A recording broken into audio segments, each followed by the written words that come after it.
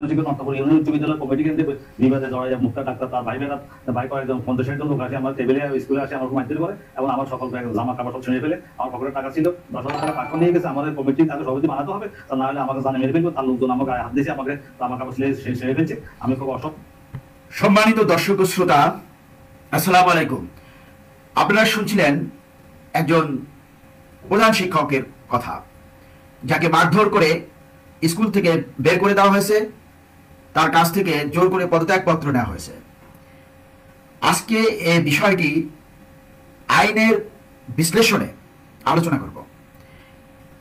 আইনত এটা কোন পর্যায়ে দাঁড়ায় সেটা বোঝার বিষয় আছে। আমরা আরবিট্রেশন বোর্ডের কথা শুনে থাকি। আরবিট্রেশন বোর্ডের রায় হাইকোর্ট স্থগিত করলে চাকুরির অবস্থা কি দাঁড়ায়? আরবিট্রেশন বোর্ডের রায় হাইকোর্ট স্থগিত করলে চাকুরির অবস্থা অনিশ্চিত হয়ে পড়ে। আমরা এই স্থগিত আদেশের মিনিং না বুঝে অনেকেই বিভ্রান্তিতে পড়ি। এর বেশ কিছু কারণ রয়েছে। এই অনিশ্চয়তার রায়ের কার্যকারিতা স্থগিত, অর্থাৎ আরবিট্রেশন যে রায় দিছে সেটা স্থগিত। তার মানে এটা নয় যে কর্মী তার চাকরি ফিরে পেল। হাইকোর্ট যখন আরবিট্রেশন বোর্ডের রায় স্থগিত করে তখন সেই রায়ের ভিত্তিতে কোনো পদক্ষেপ নেওয়া যায় না। অর্থাৎ এখন আর আরবিট্রেশনের আওতাধীন নেই মামলাটি এখন হাইকোর্টের আওতাধীন। হাইকোর্ট পুনঃ রায় দিবেন। হাইকোর্ট যে রায় দিবে সেটাই কার্যকরী হবে। এর মানে হলো, যদি রায়ে কর্মীকে পুনর্বহাল করার নির্দেশ দেওয়া হয়ে থাকে তবে স্থগিত আদেশের কারণে সেই নির্দেশ কার্যকর করা যাবে না। স্থগিত আদেশের অর্থ হলো বিষয়টি এখনো চূড়ান্ত নিষ্পত্তি হয়নি এবং আইনি প্রক্রিয়া এখনো চলছে। হাইকোর্ট স্থগিত আদেশ তুলে না নেওয়া পর্যন্ত বা অন্য কোনো রায় না দেওয়া পর্যন্ত কর্মীর চাকরির ভবিষ্যৎ ঝুলে থাকে। যদি হাইকোর্ট আরবিট্রেশন বোর্ডের রায় বহাল রাখে তবে কর্মীর পুনর্বহাল হওয়ার সম্ভাবনা থাকে। তবে যদি হাইকোর্ট বোর্ডের রায় বাতিল করে দেয় তবে কর্মীর পুনর্বহালের আর কোনো সুযোগ থাকে না। স্থগিত আদেশের পর কর্মী বা নিয়োগকারী উভয় পক্ষই আইনিভাবে আরো পদক্ষেপ নিতে পারে। কর্মী হাইকোর্টের রায়ের বিরুদ্ধে আপিল করতে পারেন অথবা নিয়োগকারী অন্য কোনো আইনি প্রক্রিয়ার আশ্রয় নিতে পারেন। সুতরাং আরবিট্রেশন বোর্ডের রায় হাইকোর্ট স্থগিত করলে কর্মীর চাকুরির অবস্থা মূলত স্থগিত এবং অনিশ্চিত থাকে যতক্ষণ না হাইকোর্ট চূড়ান্ত কোনো সিদ্ধান্ত নেয়। কর্মীর ভবিষ্যৎ নির্ভর করে হাইকোর্টের পরবর্তী রায় এবং অন্যান্য আইনি পদক্ষেপের উপর। নোয়াখালীর বেগমগঞ্জ উপজেলার নরোত্তমপুর ইউনিয়ন উচ্চ বিদ্যালয়ের প্রধান শিক্ষক ইনুস নবীকে মারধর ও জোরপূর্বক পদত্যাগপত্রে স্বাক্ষর নেওয়ার অভিযোগ একটি গুরুতর আইনগত ইস্যু। এই ঘটনাটি বাংলাদেশের প্রচলিত আইন অনুযায়ী একাধিক অপরাধের আওতায় পড়ে। শারীরিক আক্রমণ ও মারধর বাংলাদেশ দণ্ডবিধি 1860 এর 323 323 ধারা অনুযায়ী কারো শরীরে আঘাত করা বা শারীরিক ক্ষতি সাধন করা একটি শাস্তিযোগ্য অপরাধ। এই ধারার অধীনে অপরাধ প্রমাণিত হলে অভিযুক্তদের শাস্তি হতে পারে।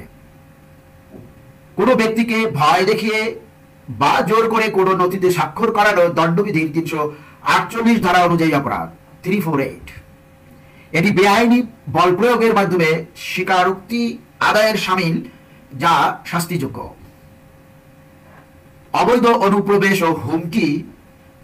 বিদ্যালয়ের অফিস কক্ষে অনুমতি ছাড়া প্রবেশ করে যদি প্রধান শিক্ষককে হুমকি দেওয়া হয় তাহলে দণ্ডবিধির 447 অবৈধ অনুপ্রবেশ ও 506 হুমকি প্রদান ধারার আওতায় পড়ে। প্রধান শিক্ষক ইনুস নবী অভিযোগ করেছেন যে স্থানীয় একদল লোক তাকে মারধর করে এবং জোর করে পদত্যাগপত্রে স্বাক্ষর করান। এ বিষয়ে তিনি আদালতের শরণাপন্ন হন এবং আদালত তার পদত্যাগ স্থগিত রাখার আদেশ দেয়। উপজেলা নির্বাহী কর্মকর্তা ইউনো মোহাম্মদ আরিফুর রহমান বিষয়টি তদন্তের জন্য একজন মাধ্যমিক শিক্ষা কর্মকর্তাকে নিয়োগ দেন। তবে এখনো পর্যন্ত অভিযুক্তদের বিরুদ্ধে কোনো দৃশ্যমান আইনগত ব্যবস্থা নেওয়া হয়েছে বলে জানা যায়নি। প্রাসঙ্গিক উদাহরণের ঘটনার হিসেবে 2019 সালে ফেনীতে নুসরাত জাহান রাফির হত্যাকাণ্ড উল্লেখযোগ্য। তিনি তার মাদ্রাসার অধ্যক্ষের বিরুদ্ধে যৌন হয়রানির অভিযোগ করার পর তাকে পুড়িয়ে হত্যা করা হয়। এই মামলায় 16 জনকে মৃত্যুদণ্ড দেওয়া হয়, যা বাংলাদেশের আইনি ব্যবস্থার একটি দৃষ্টান্তমূলক পদক্ষেপ ছিল।